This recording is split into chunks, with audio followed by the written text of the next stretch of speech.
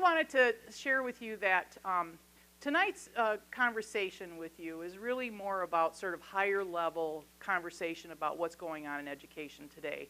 We're going to talk a little bit about what the status of enrollment is in the state of Michigan and in some of the major urban areas. We're going to take a look at how funding kind of works and hasn't been working and what's happened with the money that goes to education. I kind of want to do a little bit about how instruction has changed somewhat from sage on the stage to more of a facilitative role in a classroom, mostly due to technology and different ways of engaging students. And then I want to kind of project forward a little bit and look at 2032, what that might look like with the graduating class of 2032 and what schools might look like several years from now when our kids who were born in 2014 graduate. We just had a big kindergarten roundup. I'm sure, Bob, you do the same thing in the spring, and all of the kids that came to the kindergarten roundup got little crowns that said 2030. And we just, all of the team kind of said 2030. Wow.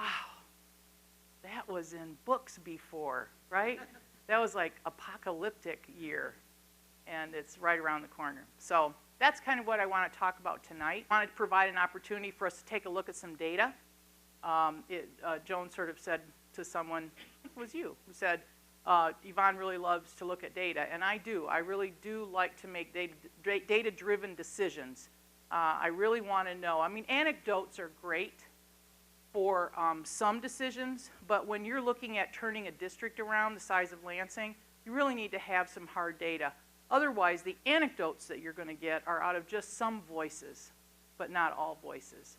And so data is really an important aspect of what I want to share with you tonight. And I think it might be helpful in forming some of your opinions about where we are in the field of education and what is Michigan's status with regards to the rest of the states around the country.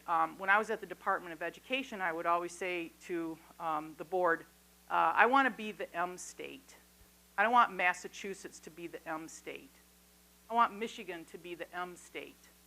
And the reason I said that was because Massachusetts is well known for being the most achieving state in the nation. Minnesota is close behind. Michigan's not in that pack at all. And we have to be the M state. And I don't mean M go blue, okay?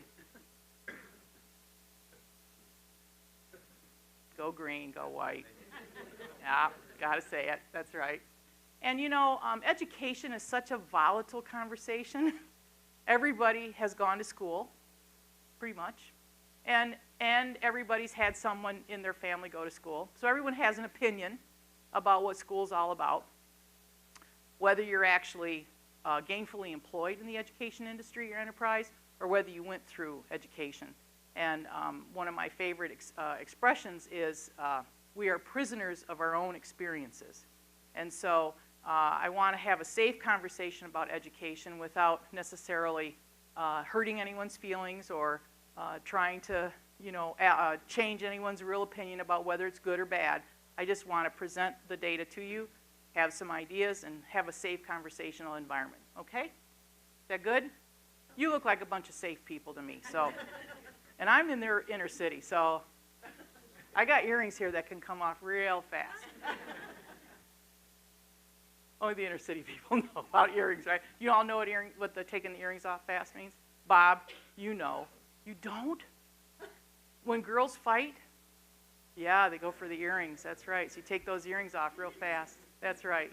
All right, okay, we know now, okay? All right. So here are the key issues I kind of want to touch upon. I want to talk about choice and expansion of choice. I want to talk a little bit about the future of funding and what that kind of looks like, because that's a big conversation right now. Remember Proposal A several years ago? Well, we're having deep conversations about how we need to change the funding structure in Michigan, and you'll see why we need to take a look at it. Like I said, instruction as facilitation as opposed to sage on the stage, kind of like what I'm doing right now. And then, of course, the class of 2032. So those are the four major topics. So the two things that I want to share with you right now is that there's a proliferation of cyber schools. And your teacher could be in Florida or Kansas or wherever, and there's no bricks or mortar, there's no extracurricular activity. Your entire educational experience in a cyber school is online with shadow consulting or shadow teachers. There's a proliferation of cyber schools in the state of Michigan right now. And so that's one of the issues that I think is impacting what most of us think about as a traditional educational experience. And I put charters up here because I want to say that charters in my world, in Lansing, is not a problem. Charters are not the problem for us in the inner city. In Detroit, charters are a problem. But in most inner cities, charters are not a problem. And so I don't want us to leave here thinking that, that if it wasn't for charter schools, we'd all be in a better shape. I don't believe that at all. I think that there really needs to be some optional education or educational options for parents to look at. And I welcome the idea of using thematically based charters. The problem is that about 85% of all charters are duplicative of the traditional school. They really didn't move into really unique ways of teaching and learning. But that being said, there are about 302 charters in the state of Michigan, public school academies, or PSAs is what we call them. So those are the two things I want to talk about. I'm going to stay on cyber schools for a minute. The governor recently tried to pass some legislation that would reduce the amount of funding a child would get for being in a cyber school, because the students who go to cyber schools get the same amount of funding as the traditional bricks and mortar school. Why do you think he would want to do that? Because there's no bricks or mortar, there's no utility costs, there's no transportation, there's no food services, there's no football, there's no band, there's no choir. And so all of those other activities that a traditional school would pay for do not exist in a cyber school environment. And so therefore, the governor said, hey, maybe they don't have as much money as what other people have. That did not get through the legislature. The legislature wanted to make sure that cyber school children generated as much funds as anybody else did. So this is a conversation that's going to be happening a lot, and I encourage you to investigate it, think about it, study it, have opinions about it, and support sort of a different way of funding a cyber school than we do for traditional schools. So let's take a look at what the enrollment has been in the state of Michigan. We talk about declining enrollment in the state of Michigan, and we think it is only in certain school districts. Well, in fact, the state of Michigan has lost almost 42,000 students in the last 5 years. Matter of fact, the state budget office, when they project school aid funding, they project it with a 10,000 student loss every single year. And these are people who are just leaving the state. It's not like they're going to the district. They're leaving the state of Michigan on one end. On the other end, birth rate is down. So as a state, we are losing enrollment in general, okay, to the tune of about 42,000 students a year, 41,000 students a year. My district's trend as an inner city district over the last 10 years, we've lost about 4,300 students in the last 10 years, okay? When I came to Lansing, by the way, I came to Lansing as an interim superintendent, and I was given 82 days to turn the district around. So I wonder if that's where the bold thing came from. Bold decision maker. The truth be known, I retired from the Lansing School District in 2003 and went to work at the Michigan Department of Education. And so I was happily retired at Michigan State University when the board, a lot of deep thinking. Blue jeans, research, deep thinking, sweatshirts, go green, go white. And the board came to me and said, hey, we need you to come and make some decisions. We know you're bold and you're a decision maker and you're compassionate. Thank you. I want to know who those people were. They're gonna get extra credit for. I won't tell you the bad things. Yeah. Oh, the bad. Yeah. No, tell me the bad things. That's how you grow. That's how you grow. So I said, sure. That sounds like sure. I'm retired, right? It sounds like a gig that I could get into, and that was in March of 2012, and so I stuck it out. We had to restructure the entire district. I mean, literally. The fight was about closing one of the 3 high schools. Now, closing a high school in any community is, that's generations of arguments. Generations. The irony is that the people who were recommending the closure of the high school were the budget people. Okay? And they hadn't done their homework because none of the students in the closed school, whichever one it was, wouldn't have fit in the other two schools. So it was crazy to keep talking about that. And the community was in an uproar, and the Alumni Association from Dick's Big Reds and the Quakers, Wes, where are you? Is Wes here, Elaine? Yeah, there he is. The Quakers, they were up in an uproar. And so I said, you know what, I don't think we're going to close any of the high schools. I think we keep the high schools. What we're going to close is the middle school that was 45% occupied, okay? And nobody cares if you're an Eskimo or not, right? The Penguins didn't go out on the field every Friday night, okay? And the research was pretty clear in Lansing. We would start with 1,200 ninth graders.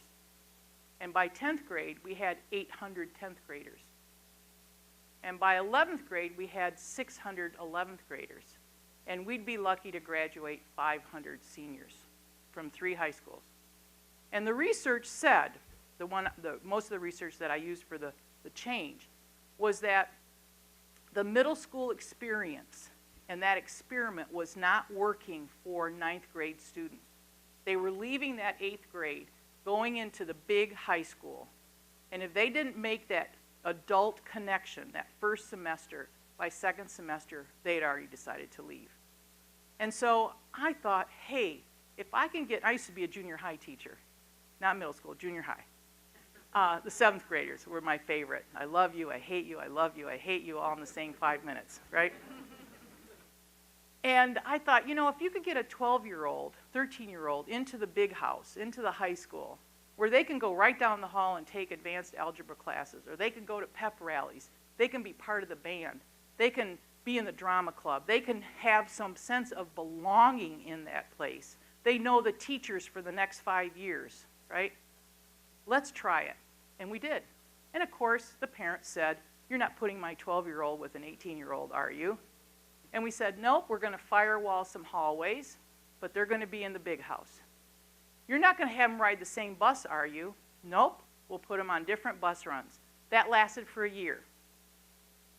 By the second year, the parents went, put them all on the same bus. This is a hassle. I got one bus for this kid, another bus for that kid, and I just get them to school. Our 2 highest attendance grades in the district are 7th and 8th grade. Kids, I've talked to kids, how do you feel about being in high school? We love it. We love it. Now, a lot of rural communities do this already, so it's not rocket science. It's not like I just, invented something brand new. A lot of communities do this already. This was a huge move for us. And the second thing we did was we changed all of our elementary schools to either K3, pre-K3, or 4-6. Pre-K3, learning to read. 4-6, reading to learn. 7-12, career and college prep. Those were our goals for those 3 entities. And so our enrollment, I can't say anything about it because count day is going to happen Wednesday, right, Bob? We got that coming up, the big day on Wednesday. But our enrollment, typically we would lose 200 to 400 kids every year between fall and fall, and another 300 between fall and spring of the same year. Last year, between fall and spring, we lost 25 kids. Okay? So, is our enrollment stabilizing? Are people thinking that maybe they're going to stay? That maybe things are going to be okay in Lansing? I think so. We also, this year, started something kind of different, intra-district choice. So no matter where you live in the city of Lansing, we will get you to the school that you want to go to in the Lansing School District. Because choice is out there. 20% of my neighboring district, Holt, 20% of those students live in Lansing. So 20% of Holt's budget is from Lansing students. It's about $8 million. My students contribute to Holt's budget. 20% of East Lansing, Lansing students. 20% of Waverly, Lansing students. So 60% of those budgets are from Lansing students. Our kids are generating their money, not our money, not where they live, right? And if they were to live in those communities, they would be paying much higher property taxes than they do in Lansing, right? So if I were a member of a community, which I've heard, that is accepting choice from an inner city, those people are not paying the property taxes I'm paying, and yet those kids are coming to my district. So there's a rift on choice. Choice is not as easy as we all think it is. There's a lot of discussion around choice.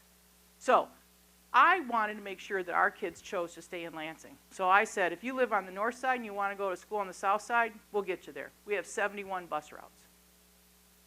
It's cheaper to transport than to lose. Okay?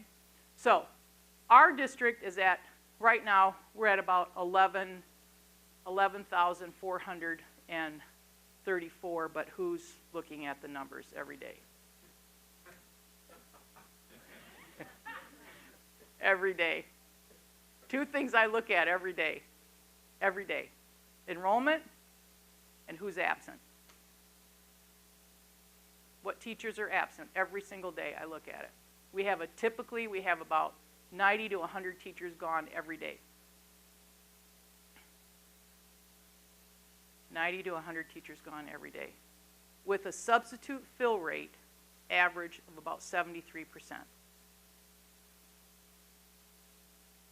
Not enough teachers are getting into the profession. Aren't enough subs. Very hard to find good subs. Hard to find subs, period. Okay? So I look at that every day. Who's gone? How long have they been gone? What do we need to do to help them get back to work? This past year we included an incentive for teachers. We'll pay you an incentive, 0.5% of your salary to come to work. If you miss 10 or less days, you'll get 0.5% of your salary to come to work, because 10 days is what's in the contract. When we started this initiative, out of 1,000 teachers, it's about what we have, about 1,000 teachers, only 95 would have qualified for that incentive. 95 out of 1,000 would have qualified for an incentive for missing less than 10 days. When I say this to corporate people, they're like, are you kidding me? Who has that much time, right? When we provided the incentive, we thought, oh man, we can afford this, 95 people, that's easy. 475, 80 people qualified for the incentive the first year we offered it. We have to do things differently for teachers. We cannot live as prisoners of our own experiences. We have to change the pay scale for teachers. They have to be paid more. They have to be paid more at certain points in their career. Out of 1,000 teachers, we have 46 teachers in our district who have between 5 and 10 years experience. 46. On either end, hundreds. Brand new, been there forever. Okay? What are we doing for that sweet spot of your career between 5 and 10 years? We have to change the conversation about how we pay teachers and how we acknowledge them, because we'll never get a different result on kids being in classrooms until we acknowledge the importance of who's in front of them every day. So I'm going to take a look at Middle Cities districts. Middle Cities districts are Lansing, Grand Rapids, Kalamazoo, Jackson, the big districts, right? The inner city districts. If you can take a look at their enrollment change, we've lost 12% of our kids since 2012. But look at Battle Creek. They've lost 21% of their student population since 2012. Look at Flint. 43% of their student population has been lost since 2012. That's 5 years. That's not even 5 years. That's 4 years in this year. 43% of your budget gone. How do you offer? How do you sustain programs? How do you keep schools open when half of your kids are no longer there generating the funding? Saginaw, 20%, Benton, 19%. Kalamazoo, up 1%. Why? Kalamazoo Promise. And they have a great superintendent who's a good friend of mine, Michael Rice. Wonderful, wonderful person. Very creative. He's bold. He's bold. Up 1%. Hey, these numbers shock anybody? Try doing a budget from one year to the next when you've lost, let's say you've lost 300 kids in a year. Multiply that by 7,551. I think that's the going rate. 300 times 7,551 is your budget that you lose every year you don't get those kids. Okay? So, and it's because it's on every year. You don't know. You have to turn your budget in June, and you don't know how much money you're going to get because you don't know what your enrollment's going to be in the next year because people have choices to leave. 5-year resident student opting out. This is interesting. In Lansing, I'm going to read this for you. In Lansing, 64% of the students who come to Lansing are from Lansing. 64% of the kids who live in Lansing and are school age eligible come to Lansing, which means that 36% of the kids who are living in Lansing and eligible to come to Lansing go somewhere else. So our capture rate is 64% of our eligible student population. Grand Rapids is 59%. Kalamazoo, 85% of the kids that are eligible to go to Kalamazoo go to Kalamazoo.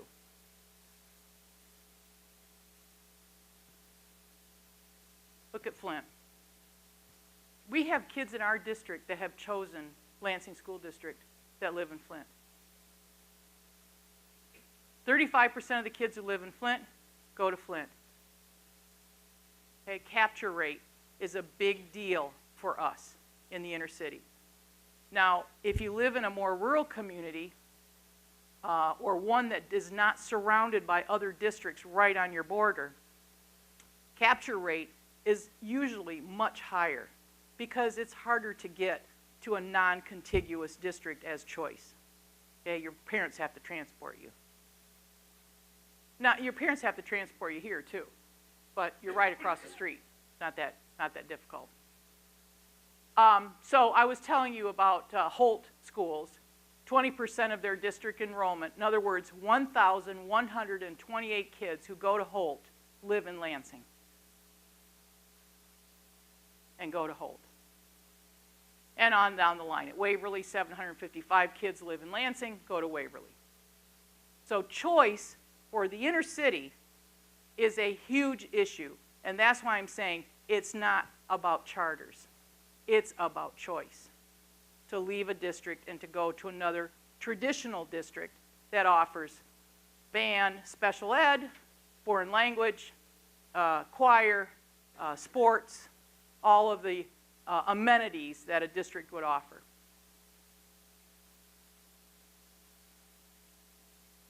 This is what the 94% of the kids who go to Lansing Charter Academy live in Lansing. But look at the numbers. So 2,400 kids go to charters in our area versus almost 4,000 going to local districts next door. Charters for us is not the problem. And it's not the problem for most of our inner city schools in terms of lost enrollment. People like to blame it on charters. I say, hey, you know, I don't think so.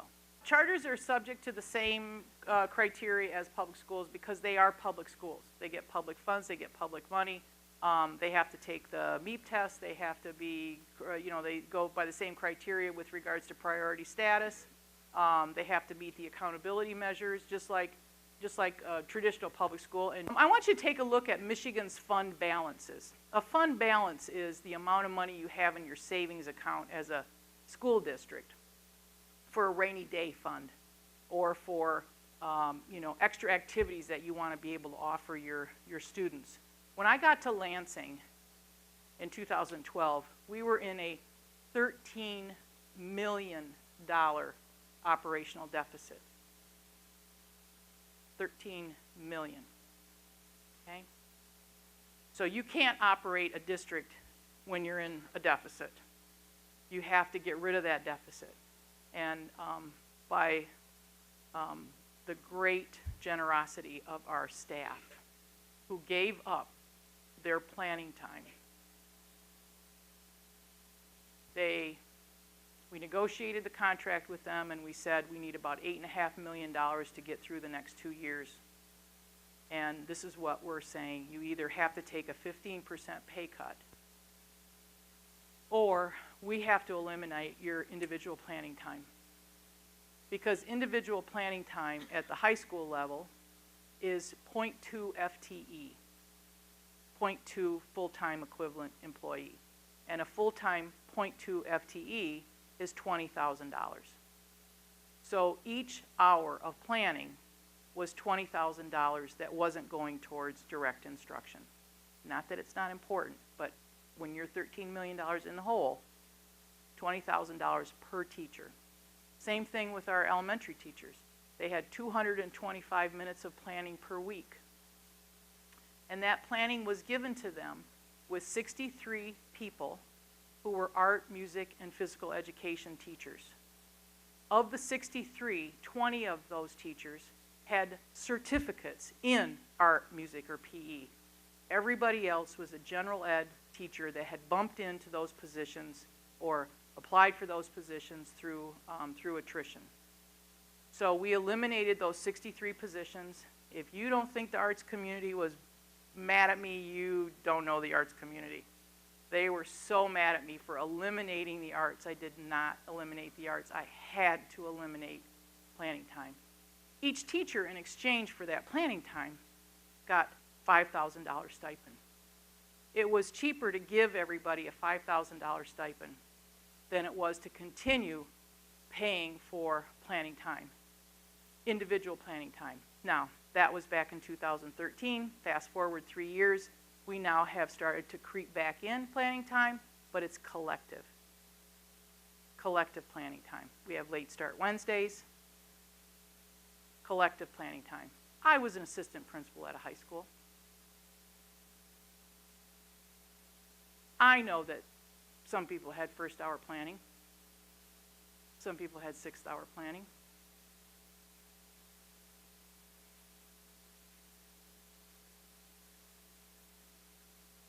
Some people were department chairs, had 2 hours planning. First and second hour. Fifth and sixth hour. Okay? I'm not saying it's everywhere. I'm just saying that individual planning is a thing of the past in our district. It's really more about collective team planning, grade level planning, team teaching, so that one can actually do some individual planning while the other one is teaching both classes. So we've done some things very creatively, and we now have, we're going to see our audit on November 16th, and we have about $14 million in our fund equity. So we've hired back art teachers, we've hired back music teachers who are actually certified in those areas and work with our kids on a daily basis, but the classroom teacher is in the room because we want that sustainability. We don't want 10 Little Indians being sung and then come back and the kids are hanging off the chandeliers, right? We want sustainability in the classroom with art, music, and PE. So I say this because you take a look at 2011-12, the state of Michigan had over $1 billion in fund equity. If you aggregated all of our fund equities together, the state had about $1 billion. What happened when people saw that at the legislature? They dug into it, and they had to. I mean, you know, not my favorite thing, but we were in dire economic straits. The state of Michigan was imploding really quickly economically. So people said, hey, the schools are sitting on $1.2 billion worth of money. let's not give them any increases. Let them dip into that, their fund equities. And this is what ended up happening. We ended up with less than $1 million aggregate across, or $974 million aggregate 2 years later. We dug into our fund equities to pay for the programs that we'd always had. And we were losing enrollment at the same time. Okay? So, we're back up to a better level, and in Lansing, this is what happened to us. We were at $13 million in 2011. We were going to end up spending $7 million the next year, and another $3.5 million the year after that. That's $11 million. $11.5 million was going to be gone by the time we started 2014. So we had to do something dramatic, and our teachers paid the price, and I'm very proud of them being a collective on this issue. And so now we're in a contract negotiation year this year, and we want to make sure they get rewarded. We're back up to about $14 million. So we've made a $27 million turnaround in 5 years. Now, if there's anyone in this room who's a CEO, because people say to me, are you like a CEO? Yeah, I'm a CEO. I got 2,500 employees. I have a $155 million budget. I got 30 facilities. It's like a CEO. Every superintendent is like a CEO of a large corporation or a medium-sized corporation or a corporation. Okay, and the money profit isn't yours. You don't get to take 28% off the top to fly around the country in a private jet. Okay, so fund balance changes in middle cities. I want you to take a look at the change between 2011 and 2015-16 for Grand Rapids. They lost 31% of their fund balance over that period of time. Battle Creek, 65% of their fund balance was gone in less than 3 years. Okay? Flint and Benton Harbor were both in a deficit elimination plan, which means the state comes in and tells you what you're going to spend money on, what you're not going to spend money on. And all contracts are suspended, and all employees are suspended, and somebody comes in as an emergency manager and tells you what you're going to do with that. And the board has absolutely no say in it whatsoever. And I will tell you, in some cases, boards of education have a hard time making these tough decisions because it means my neighbor's job, my spouse's job, my daughter's job. That's tough. I have a board of 9 people. I have 9 bosses.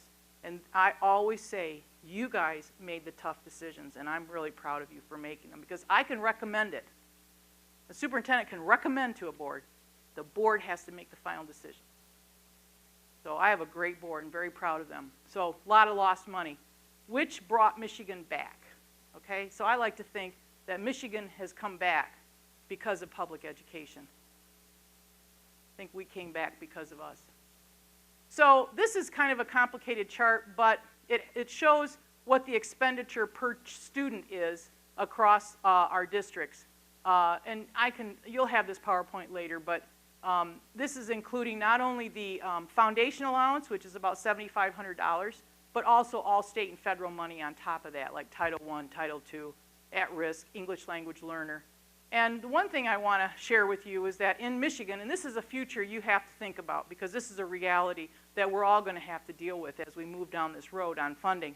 There are 540 public school districts in the state of Michigan, 302 public school academies. So there are 842 public school entities, okay, organizations. Of those 802, and there are 56 intermediate school districts. Of those 842, only 16 districts in the state of Michigan have more than 10,000 students. Only 16. Lansing's one of them. Barely. I'm watching it, though. I'm watching it. 49. Only 49 districts in this whole state of Michigan have between 5,000 and 9,999 students. 49. Okay? Everybody else has between 300 have between 1,000 and 5,000 students. 35% of our districts are between 1,000 and 5,000. Of those 297, 144 of them, which is half, have 1,000 to 2,000 students. And 478 districts in our state have less than 1,000 students in the district. So when people talk about consolidation, people talk about how are we going to sustain 842 districts in this state when over half of them have less than 1,000 students in each district. How can we do that? Bob and I were kind of talking at dinner tonight. It's almost impossible to create a budget, $800,000 budget for 1,000 kids. How do you do it? $800,000. That's 8 teachers. In my district, that's 8 teachers. It's really, really difficult to do this. And communities refuse to give up their experiences. We are prisoners of our own experiences. We went to that school, we graduated from that school. That school should be there forever. I can't let go of it. I still have the t-shirt, whatever. Okay, I have the letter. But how can we do this? 94 of those 478 school districts are in Wayne County alone. That's where the proliferation of charters existed. Detroit Public Schools has lost, I don't even put that number up, but I think they're below 50,000 now. When I started at the Department of Ed, they were about 108,000, 110,000 students. So Detroit's been decimated by charters. And I will say, when I was with the Department of Ed, I spent a lot of time in Detroit trying to help people understand what their future looked like. And nobody was listening. Okay, so this is what happened in Detroit. So this is the state profile. So when you think about funding, you have to think about how are we going to sustain almost 60% of our school districts with only 1,000 kids in each school district. That's a very tough thing to do. Very tough. Okay, so because this funding issue is so tough, a new adequacy study has been developed. The old adequacy study that was adequacy, like do we have adequate funding for educating our students the way we think we should, was commissioned by the governor's office. And they recommended a base amount for each student at $8,667. Where currently our base is about $7,300. So they recommended an increase in this adequacy study, an increase of $1,300 per student. And they also said, when you do that, you also need to spend 30% more for all the kids you have in your district who are high poverty rate, and another 40% for all of your English language learner students. Because that's what it's going to cost to educate your kids. And now there's a new study happening, happened to be on the statewide panel that reviews all of the other panels at the end of the line and then makes a recommendation to the Kellogg Foundation and the governor's office and all that about what we should be doing with funding. But that's happening right now as we speak. So, shifting instruction. I'm going to take a couple of minutes on this because I know I'm over time. It used to be where I'm in front, kids are in rows, I'm talking to them, they get down, they do their work, and then that's what school is all about, right? But it's not that way anymore. Technology has changed that, as you all know. Kids can get information from anywhere. Some of it, not good. So as a teacher, my responsibility is to facilitate that information. And so my role as a teacher is more facilitative than it is telling people. And so that's a big shift for a lot of our teachers. Remember, only 46 of them between 5 and 10 years, everybody else on either side. So big shift in instruction is to go from didactic, or I'm in front teaching you, to projects-based. In other words, getting kids to work in cooperative groups, giving them a focus question that says, this is a problem we have in our community. Why don't 5 of you kids get together and let's talk about the solution? That's a projects-based instructional process. Now, a lot of good teachers use that already. I know that there are a lot of teachers in my district that use projects-based and they don't know that that's what it's called, okay? And a lot of good teachers who are out here right now use projects-based. We didn't know what that was called. But because of technology, And the fact that things have to be a lot more relevant, we can't say to kids anymore, listen, I want you to remember this stuff because in about 15 years you're gonna want it. 15 years is like eternity. Okay? They want it now. Because what happens if you have a question? What do you do if you have a question you can't answer? What do you do? Google it. Yeah, just a minute. I'll get you the answer. How far is Rapa Nui from the coast of Chile? Hey, hang on. Let me do that. Right? Crazy stuff. So it's out there. We teach our kids in kindergarten, first, second, third grade. We're teaching them in a book environment. It's a book environment. They're reading out of a book, out of something they can touch. And then we say, okay, we want you to go and get on this computer and answer comprehension questions in a computer environment that they see as a game environment, not as a comprehension question environment. And so we have to figure out a way to bridge that gap pretty quickly. Otherwise, our kids are going to be tested for what they know, how to operate a computer as opposed to the comprehension questions.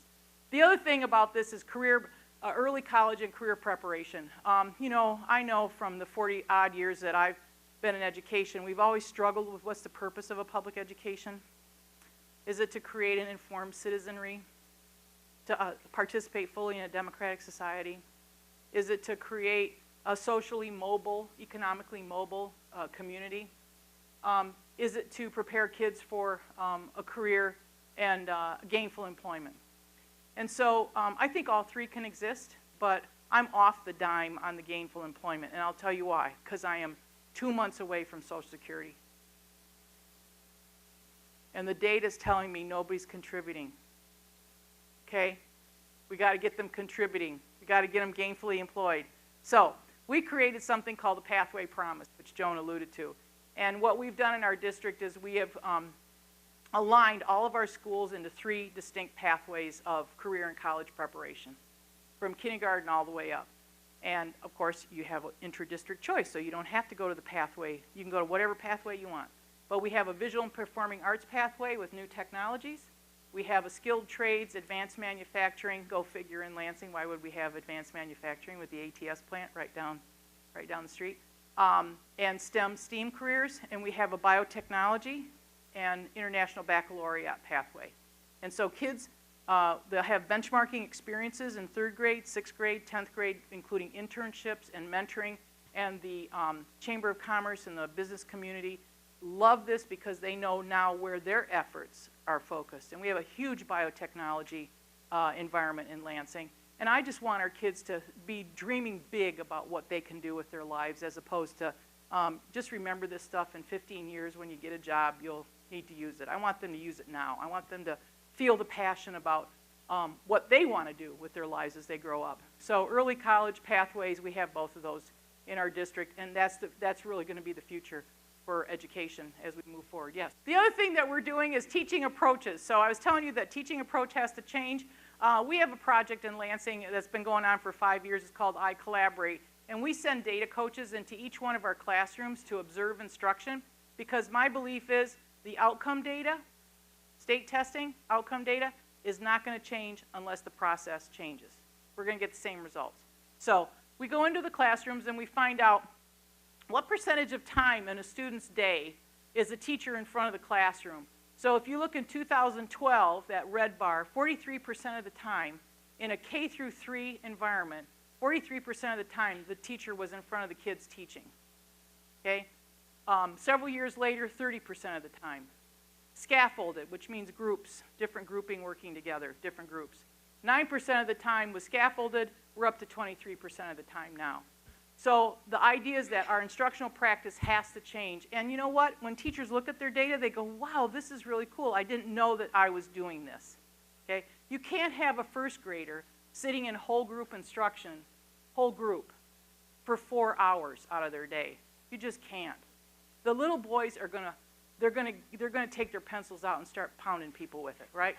Because they gotta stay awake. Little boys gotta stay awake. So they're gonna fall off their chairs, they're gonna wander around.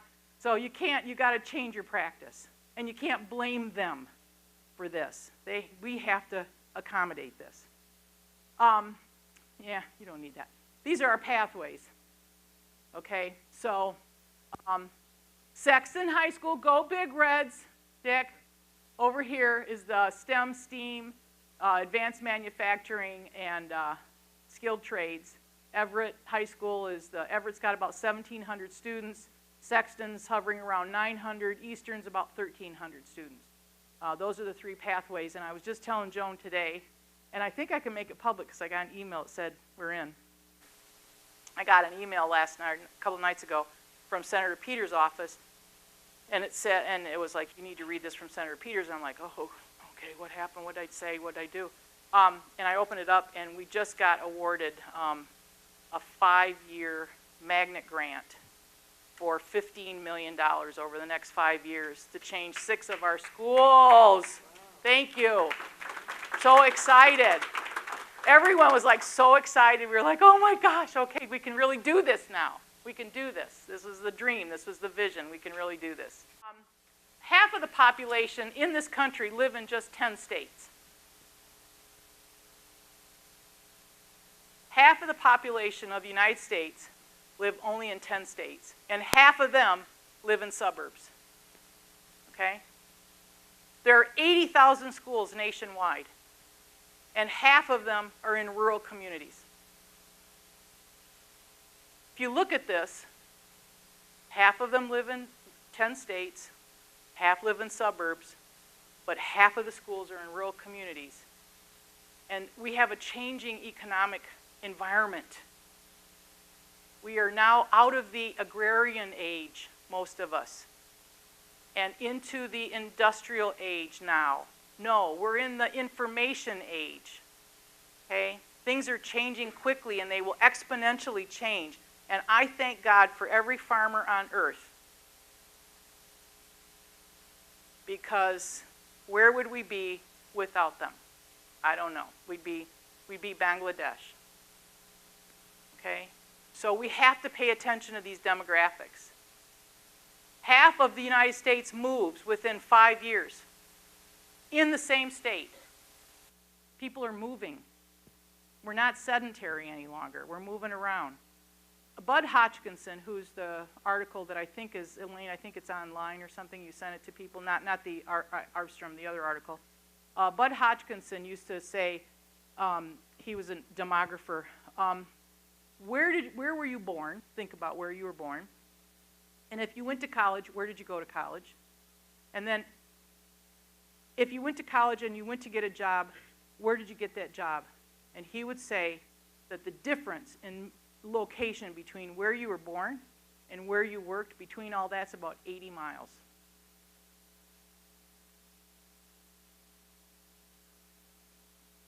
I was born in Owasso. I work in Lansing. I went to college in Olivet. Between those points, I traveled all over the world with a dad who was in the Foreign Service. But that's where I ended up. So we used to be pretty sedentary. We're not as sedentary as we used to be. So this is another issue, is the fact that we need to deal with mobility of our kids, and how do we handle that kind of mobility. On the horizon, we have lower birth rates. We're not replacing ourselves. So come on, folks. Too late. Forget that biological clock. We have an increase in non-white populations because we're not replacing ourselves as white folks. We have decreased enrollment all across the nation. We need to have a stronger focus on literacy. People got to be able to read. Got to be able to read, okay? And we've kind of abandoned that. We kind of abandoned this focus on literacy. It was a big deal about 10 years ago, and we sort of all of a sudden abandoned it. And then the legislature put laws in that you can't go on past the 3rd grade unless you can read.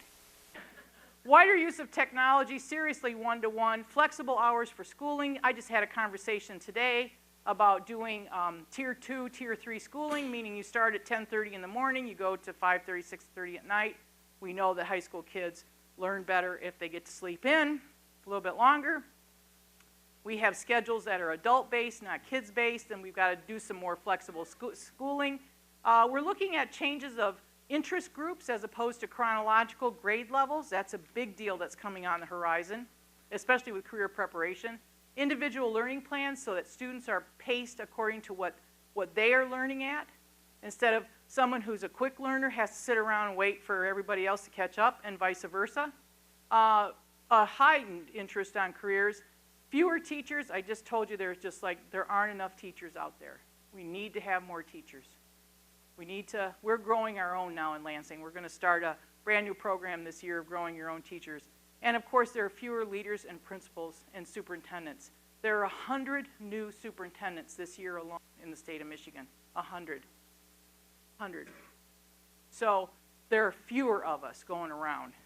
And in a couple of years, there's going to be one fewer one.